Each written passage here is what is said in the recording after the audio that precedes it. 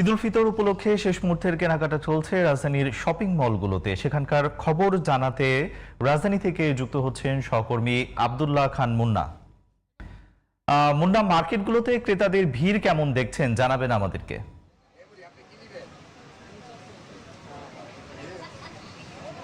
রাজ, এই মুহূর্তে অবস্থান করছি গাউসিয়া মার্কেটে। সকাল থেকেই আমরা এখানে new market, Chandrima super market সহ বেশ কয়েকটি মার্কেটে আমরা ঘুরে দেখেছি। যেহেতু এবারে দীর্ঘ একটি ছুটি পেয়েছে, অনেকেই ঢাকা ছেড়েছেন, যার যার নিজ নিজ গন্তব্যস্থলে পৌঁছেছেন।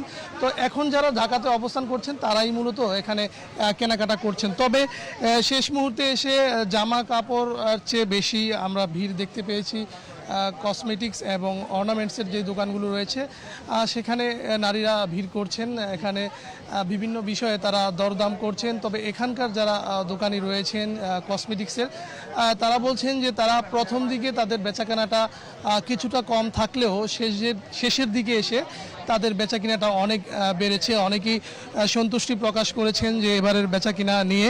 তবে এর মার্কেটের ঠিক উপরেই রেডিমেড গার্মেন্টসের দোকান, তাদের সাথে কথা হয়েছে। তারা কিন্তু অনেকটাই ঢিলেঢালাভাবেই দিন পার করছেন, কারণ ইতিমধ্যে তারা বলছেন তাদের যে কাঙ্ক্ষিত বেচা বিক্রি রয়েছে সেটি তারা শেষ করেছেন। কারণ বিশেষ করে যারা ঢাকা ছেড়ে গিয়েছেন তারা কিন্তু 2 থেকে 3 দিন আগেই তাদের কেনা বেচা বেচাকিনি শেষ করেছেন। যার কারণে এখনকার যারা কাপড়ের দোকানি রয়েছে তারা কিন্তু অনেকটাই ঢিলেঢালাভাবেই সময় পার করছেন। কিন্তু কসমেটিক্স, সেলুন, এমনকি ছেলেদের যেই অর্নামেন্টস, বেল্ট, চশমা এবং ঘড়ির দোকানে কিন্তু পর্যাপ্ত পরিমাণ ভিড় রয়েছে।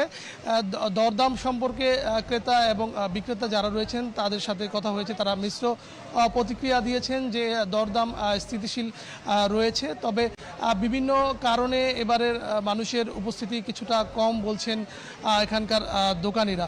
তো রাজ, এই ছিল এখানকার বেচাকেনার সর্বশেষ পরিস্থিতি আমার কাছে। মুন্না, ধন্যবাদ আপনাকে।